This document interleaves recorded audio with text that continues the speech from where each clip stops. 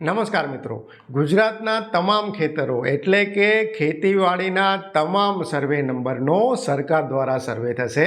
આ સર્વે 16 ઓગસ્ટ 2024થી શરૂ થઈ ગયો છે અને આગામી 45 દિવસ સુધી આ સર્વેની કામગીરી જે છે એ ચાલુ રહેશે. આ સર્વેનું નામ આમ તો ડિજિટલ ક્રોપ સર્વે છે, પણ આ ડિજિટલ સર્વેમાં પણ દરેક ખેતરે ફિઝિકલી જઈ ખેતરની અંદર જઈ અને સર્વે કરવાનો છે. અને આ સર્વે એટલા માટે મિત્રો મહત્વનો છે કે આ સર્વેના આધારે જ જે તે ખેડૂતને જે પાક ધિરાણ છે, જે ટેકાના ભાવની ખરીદી છે કે સરકારની જે બીજી સહાયલક્ષી યોજનાઓ છે એની જે ફાળવણી છે એ આ સર્વેના આધારે કરવામાં આવશે. તો સર્વે જ્યારે થઈ રહ્યો છે ત્યારે ખેડૂતોએ પણ સર્વે યોગ્ય રીતે થાય એ બાબતે તકેદારી રાખવાની જરૂર છે. ને મહત્ત્વની વસ્તુ એ છે કે આ જે સર્વે કરનાર લોકો હશે એ મહદ અંશે ગામના જ યુવાનો હશે. ગામના યુવાનોને એક નિશ્ચિત મહેનતાણું આપી અને એમને આ સર્વેની કામગીરીમાં જે છે એ લગાડવામાં આવશે. તો જે યુવાનોને આ સર્વેમાં જોડાવવું છે તેમને કઈ વેબસાઇટ પર એપ્લાય કરવાનું છે એની પણ હું માહિતી આપીશ, અને આ સર્વે કેવી રીતે થશે અને ખેડૂતો માટે કેમ મહત્વનો છે એની પણ ચર્ચા આપણે આજના વિડીયોમાં કરીશું.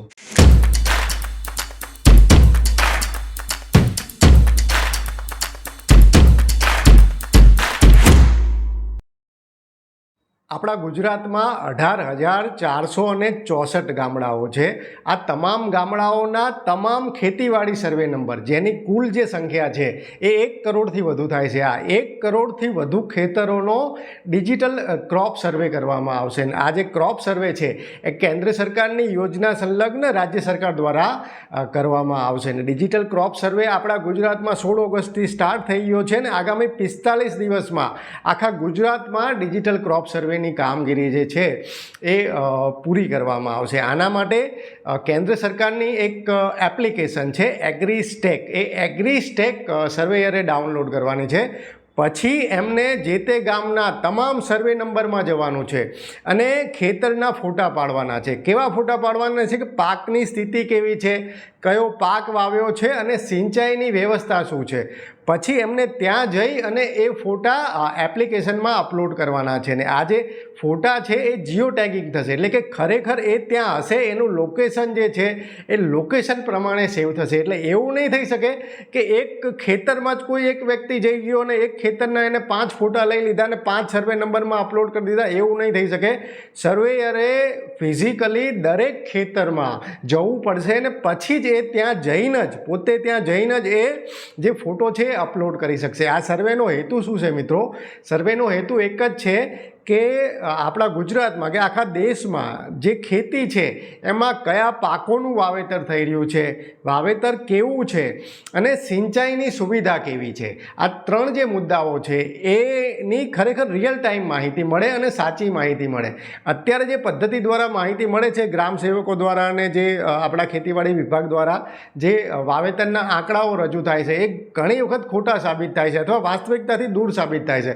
આથી સરકારના જે ઉત્પાદનના અંદાજો છે એ પણ ખોટા સાબિત થાય છે. સરકારે જે ટેકાના ભાવે ખરીદીની જે ગણતરી કરી હોય છે એ પણ ઘણી વખત ખોટી સાબિત થાય છે. તો આવું ન થાય એટલા માટે કેન્દ્ર સરકારે આખા દેશમાં હવે ડિજિટલ ક્રોપ સર્વે કરવાનું ફરજિયાત કર્યું છે. અને આના માટે જે દરેક ગામમાં જઈ અને સર્વેયર દરેક ખેતરમાં જઈ અને એ ખેતરમાં શું સ્થિતિ છે એનો ફોટો અપલોડ કરશે. હવે આનું મહત્ત્વ શું છે એ તમને સમજાવું. તો આ પછી એક રીતે સિંગલ વિન્ડો ઇન્ફોર્મેશન જે છે એ એગ્રીસ્ટેક જે પ્રોજેક્ટ છે એના હેઠળ સિંગલ વિન્ડો ઇન્ફોર્મેશન સિસ્ટમ ઊભી થશે. એટલે કે જે આ સર્વેમાં જે ડેટા એકત્ર થશે એ ડેટાના આધારે જ પછી બેંક ખેડૂતને પાક ધિરાણ આપશે. આ ડેટાના આધારે જ પછી સરકાર નક્કી કરશે કે ટેકાના ભાવે કયા જિલ્લામાં કે કયા તાલુકામાં કયા પાકની કેટલી ખરીદી કરવી. આ ટેકાના ભાવે જ પછી સરકાર નક્કી કરશે કે કયા ખેડૂતે કયો પાક વાવ્યો છે અને નુકસાની છે તો કઈ રીતે એને સહાય કરવી. અને આ જે સિસ્ટમ છે ખાસ કરીને જે સિંચાઈની સુવિધા છે એના આધારે જ પછી પાકનો પણ એક અંદાજ આવશે કે આટલો પાક થાય એવો છે ને આટલો પાક જે છે એ એમાં બિન પિયત છે ને આટલો પિયત છે, તો પિયત પાક જે છે એનું ઉત્પાદન થોડું વધારે આવે, બિન પિયતનું જે ઉત્પાદન છે એ થોડું ઓછું આવે. તો આના કારણે પછી સરકારના જે ઉત્પાદનના અંદાજો છે એ પણ મિત્રો વાસ્તવિક એક રીતે સાબિત થાય એવી સંભાવના છે. તો અહીંયા કાગળ પર તો જે આ પ્રોજેક્ટ છે ખરેખર ખૂબ જ એક રીતે એની જે અસર છે એ ખરેખર ખૂબ જ મોટી થાય એવી સંભાવના છે. કારણ કે જે આપણે ખેડૂતોને પણ ઘણી વખત જે છે દર વખતે સરકાર દ્વારા વાવેતરના ઊંચા આંકડા આપવામાં આવે, ઉત્પાદનના ઊંચા આંકડા આપવામાં આવે, તો એ જ્યારે આંકડા રજૂ થાય ત્યારે બજાર જે છે, બજાર ભાવ જે છે નીચે આવી જતા હોય છે. તો એ પરિબળ જો ખરેખર સાચા ઉત્પાદનના અને સાચા વાવેતરના આંકડા મળે તો બજાર ભાવની દ્રષ્ટિએ પણ ખેડૂતોને ખરેખર એક રીતે ઘણી વખત જે નુકસાન થતું હોય છે એ ન થાય. પણ સૌથી મહત્ત્વની વસ્તુ એ છે કે સરકારની જે યોજનાઓ છે અથવા બેન્કોનું જે ધિરાણ છે એ પણ આ ડિજિટલ ક્રોપ સર્વેના આધારે નક્કી થશે. તો એ દ્રષ્ટિએ ખેડૂતોએ પણ સાવચેતી રાખવાની જરૂર છે. આમાં ખેડૂતોએ પોતાની રીતે કંઈ સર્વે નથી કરવાનો, પણ આપણા ગામમાં જે સર્વે થઈ રહ્યો છે એ તલાટી અને ગ્રામ સેવકના માધ્યમથી શું ખરેખર સારી રીતે થઈ રહ્યો છે, વ્યવસ્થિત થઈ રહ્યો છે, એમને કોઈ તકલીફ પડી રહી છે, નથી પડી રહી, ખરેખર સાચો ડેટા જ એક રીતે મોકલવામાં આવી રહ્યો છે, એ એક જાગૃત ખેડૂત તરીકે આપણે થોડું ધ્યાન રાખવાની જરૂર છે. આ જે સર્વે છે એ કોણ કરશે એ હવે તમને સમજાવું. તો આ સર્વે મુખ્યત્વે જે પ્રથમ પસંદગી હશે એ ગામડાના જે કોમ્પ્યુટર ઓપરેટર છે એને પ્રથમ પસંદગી, જે પંચાયતના કોમ્પ્યુટર ઓપરેટર છે એમને પ્રથમ પસંદગી આપવામાં આવશે. હવે ધારો કે એ કામમાં ખૂબ જ એક રીતે સંડોવાયેલા હોય, અંદર એમની પાસે કામ બહુ હોય, તો પછી ગામના યુવાનો જે ખરેખર સારી રીતે થોડા શિક્ષિત છે, સારી રીતે મોબાઈલ અને ઇન્ટરનેટ વાપરી શકે છે એવા યુવાનોને પસંદગી આપવામાં આવશે. અને એક સર્વે નંબર નો ડેટા અપલોડ કરવા માટે જે સર્વેયર યુવાનો છે એમને 10 રૂપિયા મહેનતાણું ચૂકવવામાં આવશે. એટલે એક ખેતરમાં જઈ અને એ લોકો ફોટો અપલોડ કરશે તો એક ખેતર દીઠ એટલે કે એક સર્વે નંબર દીઠ એમને 10 રૂપિયા મહેનતાણું ચૂકવવામાં આવશે. તો જો તમારે સર્વેયર થવું છે તો સર્વેયર થવા માટે એપ્લિકેશન કરવાની છે. એપ્લિકેશન જે છે ઓનલાઈન એપ્લિકેશન કરવાની છે. એ વેબસાઇટની લિંક હું ડિસ્ક્રિપ્શનમાં આપી દઈશ. અત્યારે સર્વે ચાલુ થઈ ગયો છે તો પોસિબલ છે કે આ સિઝનમાં કદાચ તમે સર્વેયર ના થઈ શકો, પણ તમે અરજી કરી હશે તો હજુ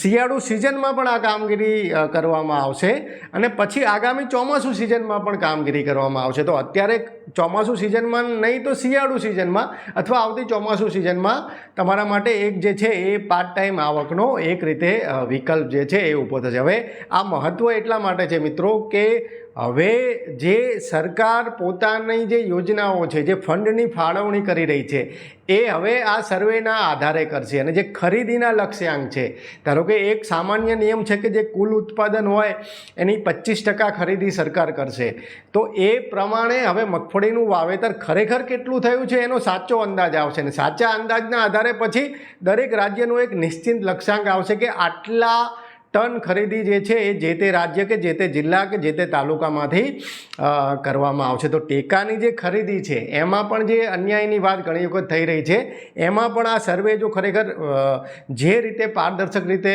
સર્વે થવાની જે વાત થઈ રહી છે એ પ્રમાણે સર્વે થશે તો ટેકાના ભાવની ખરીદીમાં પણ એક રીતે આપણને રાહત થશે. તો મિત્રો આ વિડીયો અંગેના તમારા અભિપ્રાય અમને કોમેન્ટમાં જણાવજો. હાલ બસ આટલું જ. ફરી ઝડપથી મળીશું નવા વિષય સાથે. જોડાયેલા રહો એગ્રી સાયન્સ સાથે. જય કિસાન.